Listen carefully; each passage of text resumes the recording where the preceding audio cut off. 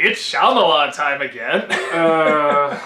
Oh, you shut the fuck up. You liked this movie when it came out.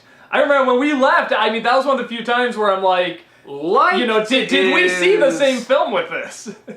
Liked is a bit of a stretch. I loved the first half, couldn't stand the second half. But you still liked the first half! I did. I thought there was some great build-up and suspense, and I was hoping it would build to something, and then it never did. None of them talk right! The camera angles make no sense. Okay, no. Okay, no. But you really, no. You shut your whore mouth. Okay. You say none of them talk right, and yet you came out of Unbreakable praising that frickin' movie like crazy, and none of them talk right in that movie. There's a whole conversation between Bruce Willis and Samuel L. Jackson, and I swear to God, it takes 40 fucking minutes when they could have had it done in like 2. Okay, there's 2 things with that film. Because the pregnant pauses between every one of their words goes on for at least 30 seconds. Okay, so don't you dare, Mr. Raggedy Man! Why'd you go to that reference? Thunderdome was on the other day. Okay. It's hard not to quote it, isn't it? But, okay, a couple things with that movie. First of all, I think it's good despite itself. Which, you're absolutely right about everything you said. I think it's better than Signs, I give you that. But. Second, I think it's... Something I realized is and the reason I think that film works for the most part with that kind of talking is that it takes place after this horrible event happens and during a breakup and during a broken family. That makes a little bit more sense why they would be talking like that. So why does Samuel L. Jackson talk that way? He's not going through a breakup. He's clearly not all that. Yes, he is. His body is breaking up constantly. Oh, so that was the real comic book part of the movie about how, like, you always need a hero and a villain? The 2 people in the entire city who don't talk right found each other. Which brings me to number 3. I think everybody has a film outside of Sixth Sense, a Shyamalan film, where they're like, you know, even though I know it has problems, there's something I still like about it. For some people it's Signs, for some it's The Village, and for some it's Unbreakable. And for me, that was the first half of Signs. And the fact that it didn't talk right didn't matter because you sat through Unbreakable somehow completely fine, and they all talked exactly like they do in Signs. It is harder to watch now, knowing his tropes. I will definitely say that. And I'm not going to act like it's not there, but we should keep the focus where it is, which is Signs. Another film that, again, I love it when this happens, because this is another one where people are like, you can't talk about Signs! It is a masterpiece of incredibleness! You can't! It changed my life, you can't do it! And it's one of the most... It was either that or like a primal scream of, no!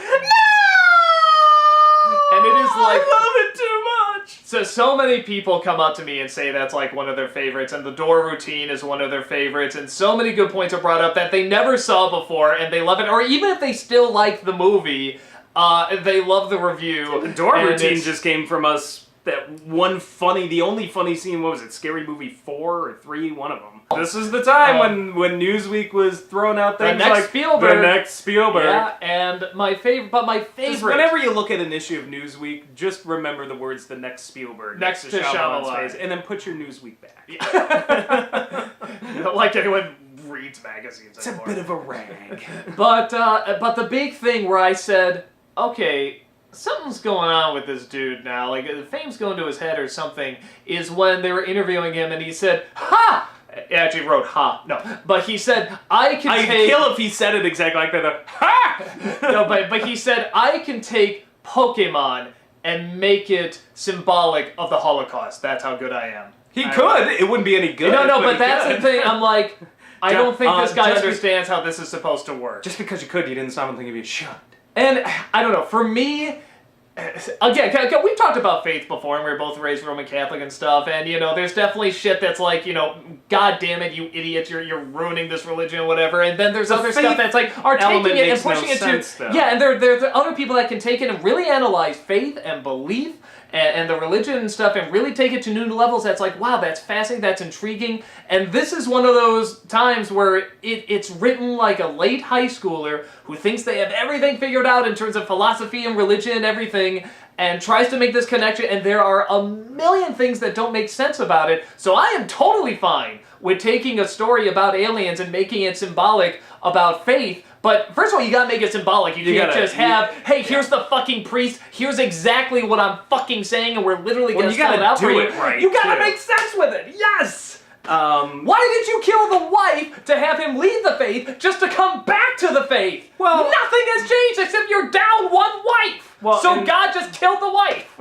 Well, and not only that, but his ways are mysterious. Yeah, fuck those mysterious ways. I don't care about the ways. The final result is what I'm looking for. And your final result makes no goddamn sense. That's how in my household, I always knew when I had won a religious argument, when my mom would say, the Lord works in mysterious ways. Because I'm like, okay, you've run out of that. You've got nothing. Got it. Like, that was always like the final, like, desperate straw to grasp. Like, we're not meant to understand. And I whatever. But the problem, not only is it that, but so the wife dies and she says, swing away so that he can hit the aliens at the end. But let's go back and think about this.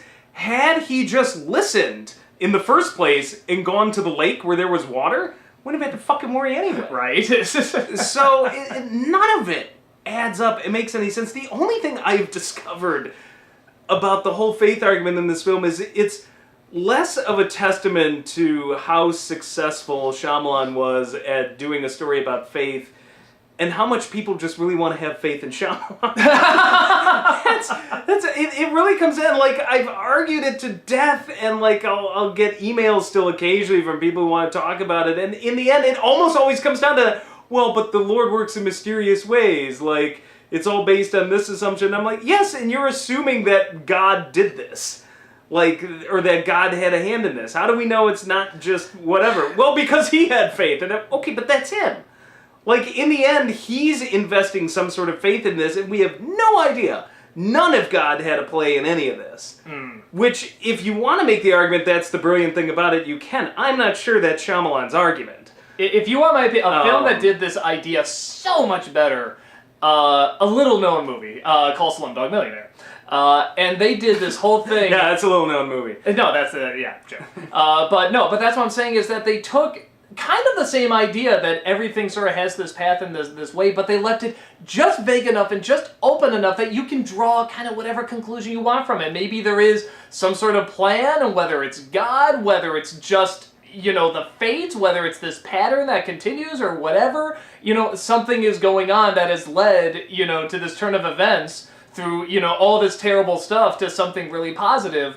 And I thought that film really dived into the nasty, uncomfortable stuff, but when it came back to, that there is a plan and there is hope and stuff, like, it felt forced in the right way. It felt like, hey, we know this shit can get really real, but you know what? Here's this little glimpse of hope that's not just a shining light. It's the little things in your life that you never thought would come back. They're not the quirks that obviously you're watching and you're like, well, this is clearly just a quirk forced and is probably going to come in later, like the girl with the water or whatever, a lot of the stories they were saying in the past. It was done so much better. It feels so arbitrary, like bad fairy tales where it's like, and then this happened because this does this now. Like, yeah. It's just No, we'll get to that with Lady in the Water. The girl, yeah. Well, I mean, Lady in the Water, I think, is the final, like, death rattle of Shyamalan's. Like, literally, it's like all of these things that have been building and building and building, all of the inconsistencies in his tropes, like, just explode in some, like, nuclear fireball in Lady in the Water. It's like he pent all of it up and then he like just had a meltdown. Like, we're gonna do that one day. I have not gotten all the way through. I'm trying to space out. I'm trying to space out the Shyamalan. There's just so much material. But I gotta say, I've only gotten halfway through it because honestly, my wife and I were just like, let's watch a bad movie, like a really enjoyable bad movie. I saw that one. I heard this was bad. We only got halfway through it because we were getting tired. I just said, okay. I even said, I gotta stop now because I'm doing a review of this and I just want to save the material because Doug, this is amazing. Doug, did you get the subtle metaphor about criticism in that movie? Again, I'm only halfway through it and already I got the fucking metaphor about criticism in that movie. He's talking about people like us. It It's amazing. Okay. Signs. We're on signs. So, yeah, I will give... Okay, I'll say this. And I liked the first half of the movie, because that was going to build up to something, good. He is, even in his crap films, always good at suspense.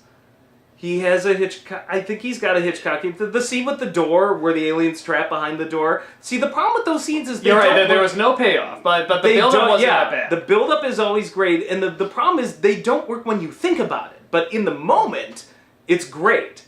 You're there, you're terrified.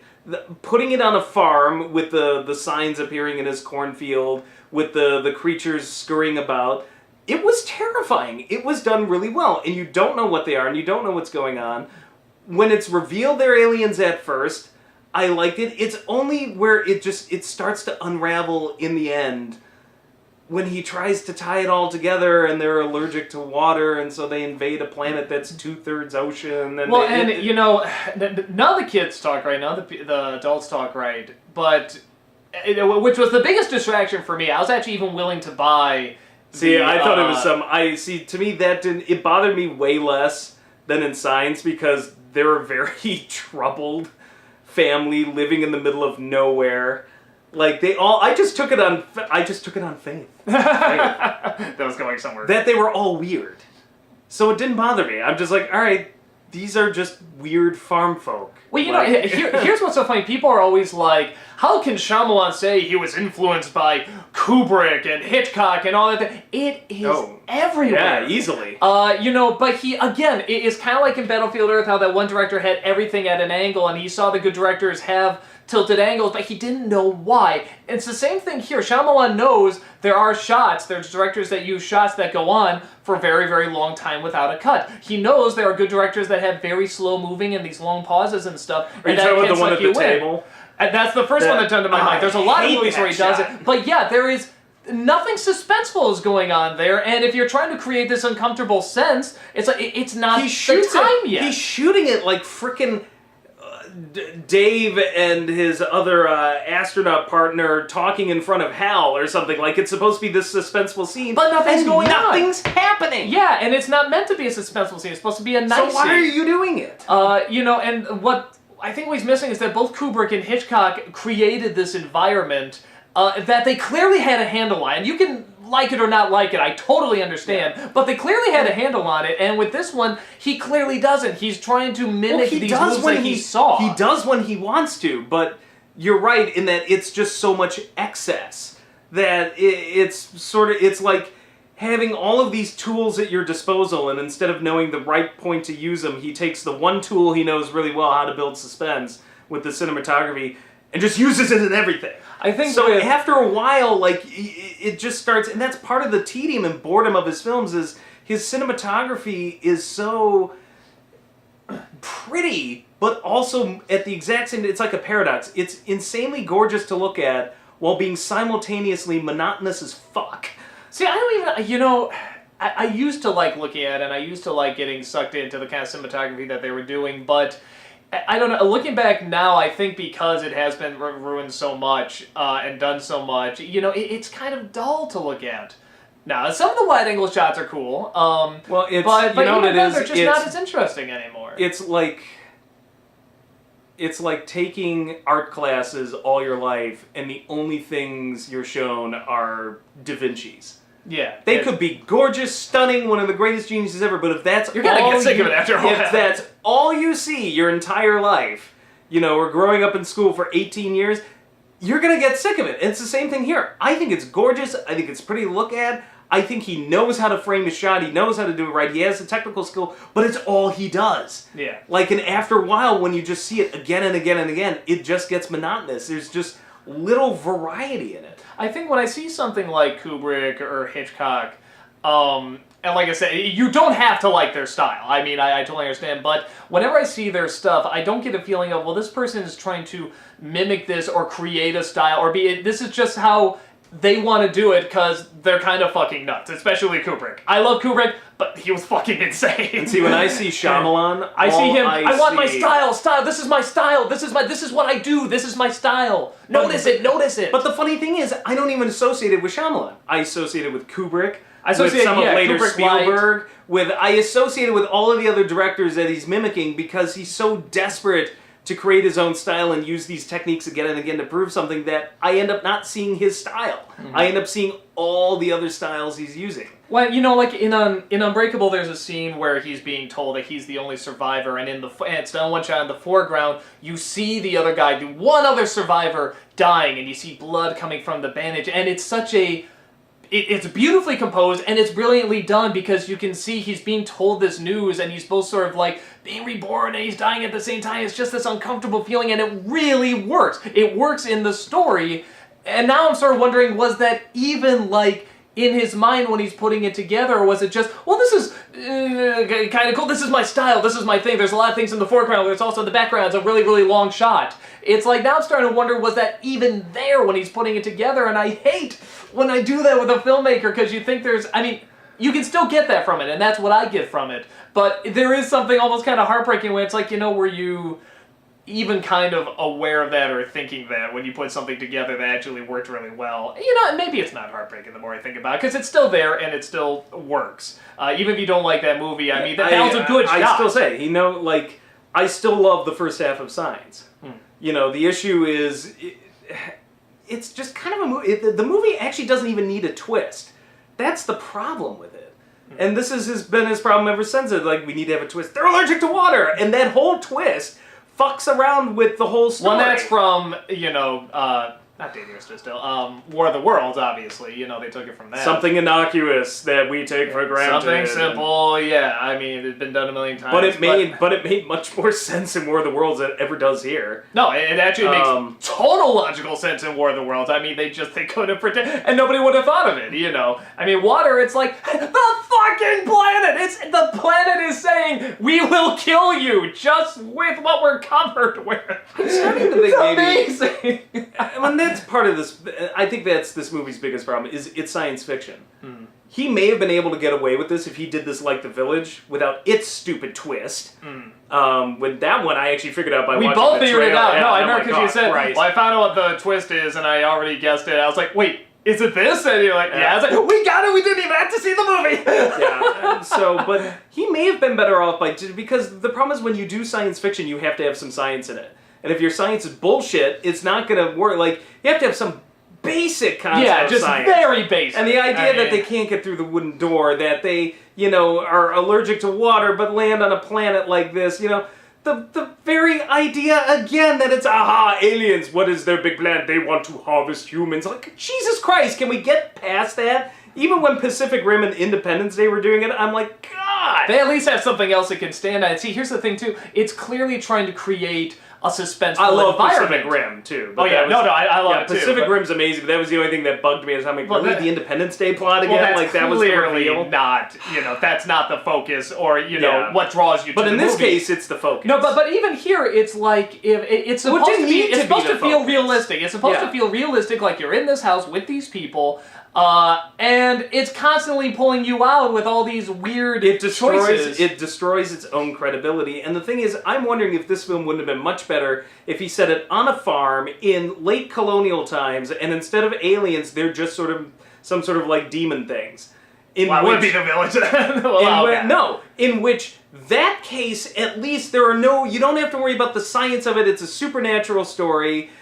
Basically, if you want to kill them with something simple like water, go ahead. There's no, you don't have the same problems you do here. Instead, he does The Village, which looks like a supernatural story, and then, and then he does pulls the rug out from under you, because they does the fantasy with Lady in the Water, and that clearly didn't work. I think, if he had done it like that and removed the science fiction aspect of it, I think it would have worked a lot better. You had the same setup, terrified, you're alone, isolated on a farm, all of the best things that worked without the science involved. Well, I think it's one of the reasons. The first half of that movie, there is sense. Zero science. You may not entirely know they're aliens, except for the fact that it's crop circles. But I was gonna say it might be the reason Sixth Sense worked as well. Why he wrote Ghosts so well was because we don't know how they worked. We know we've heard stories and somebody's, usually we know someone or you yourself have come across something supernatural that might be a ghost, but we don't know how they work. So in something like The Sixth Sense, they can pop up whenever they want. You can see them whenever they want. Well, because we don't know the rules, but that's taken off of what we've seen in real life. And this is the big difference, and this is why Unbreakable for me does not work. And why I think Signs may have bothered you to some degree. I don't know why you give Unbreakable the pass, but when it comes to the way they act, because that is the only thing in a Shyamalan film I feel stylistically is their inability to act, or at least have normal human conversations that don't sound like pre-programmed robots that draw things out for like 30 minutes.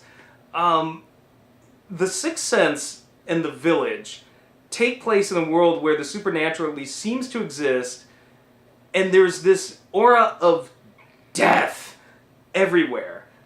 And in the case of The Sixth Sense, we know why. A bunch of dead people talking to each other.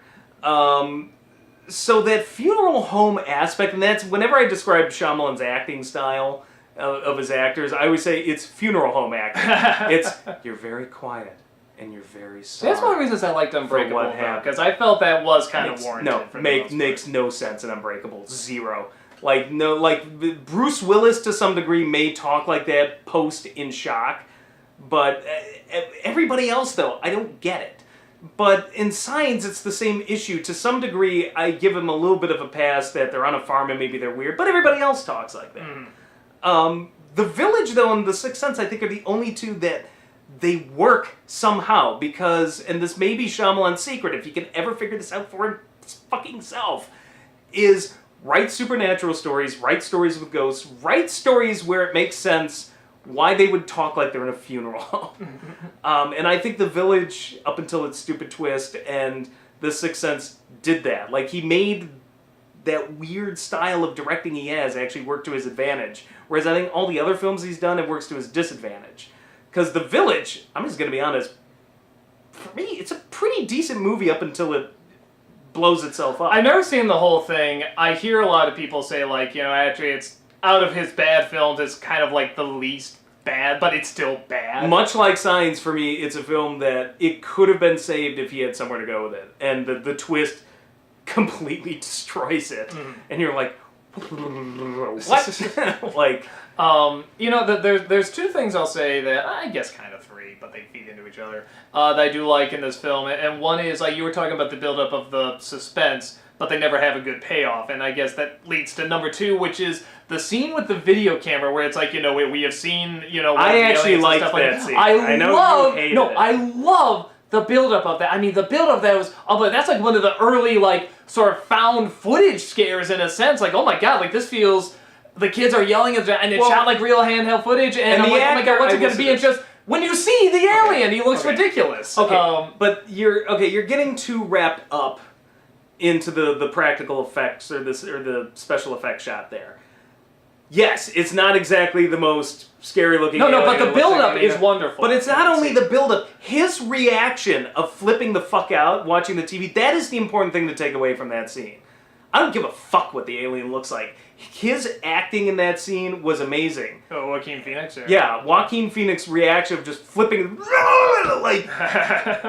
that sold the terror of that scene more, because you're right. Whenever it pauses and I look at the thing, I'm like, it's not that scary. But his reaction makes it scary, and that's what a good haunted house film or monster movie or something does. It's about the terror in the people.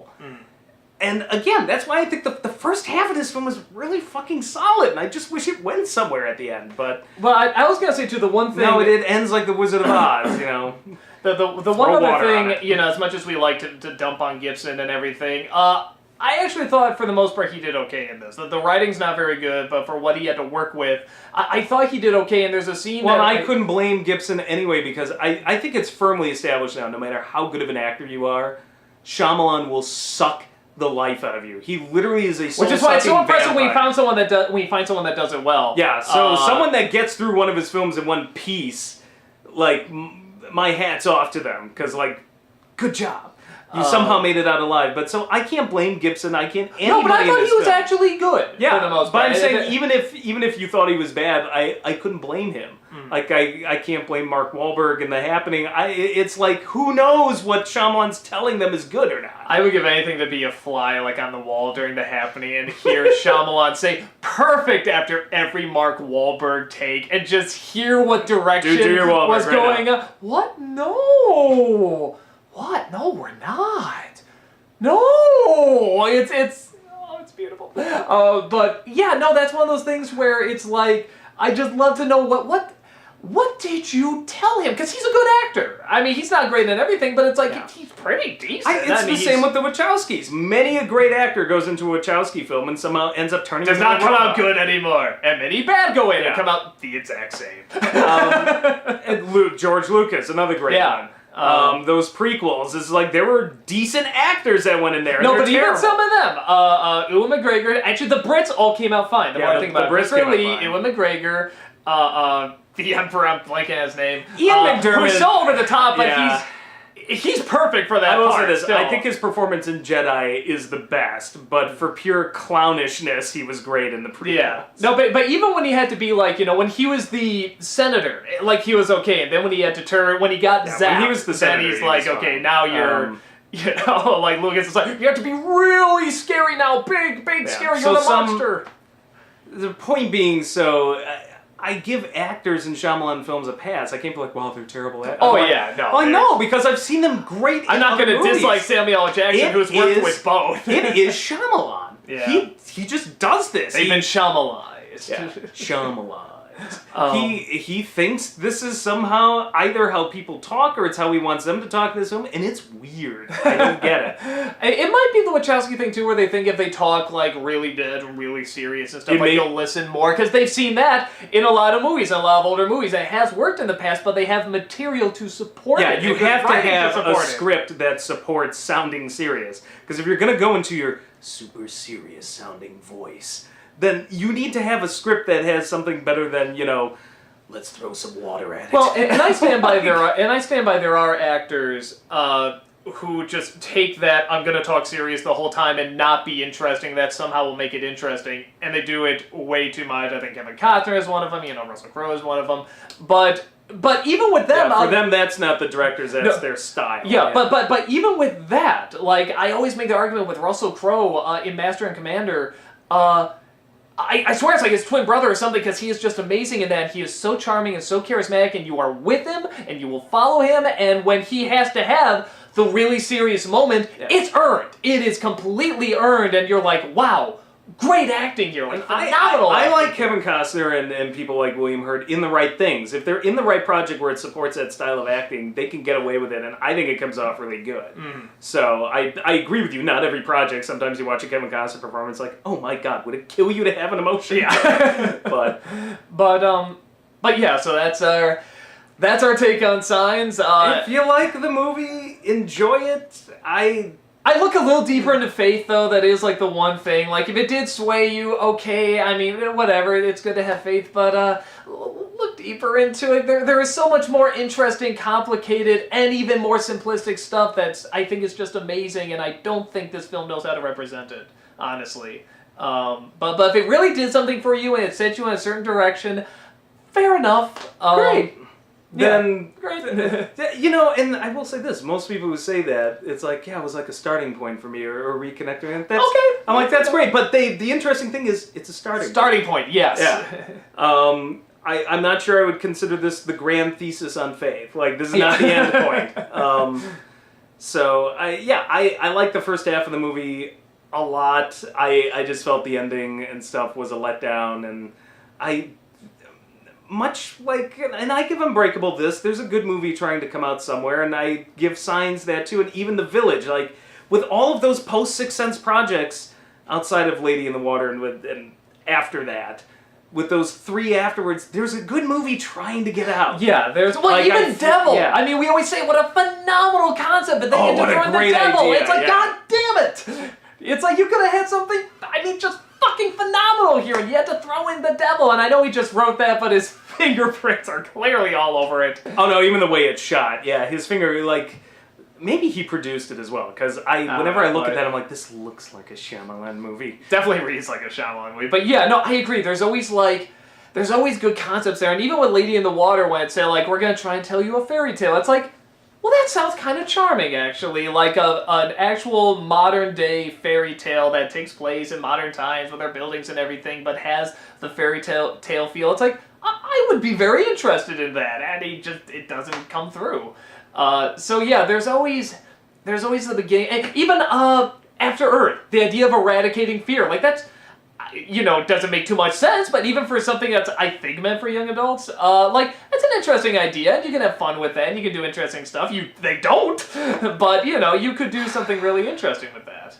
Maybe the Wachowskis and Shyamalan should team up. I would... Or would that be like the pay to see that happen? Would that be like curious. putting the gatekeeper and the keymaster together? I would still pay to see I it can just see happen. Egon now. I think that would be extraordinarily Can dangerous. you imagine their writing styles? I mean, just what happens when it's like an unstoppable force meets an immovable object? I mean, it's like...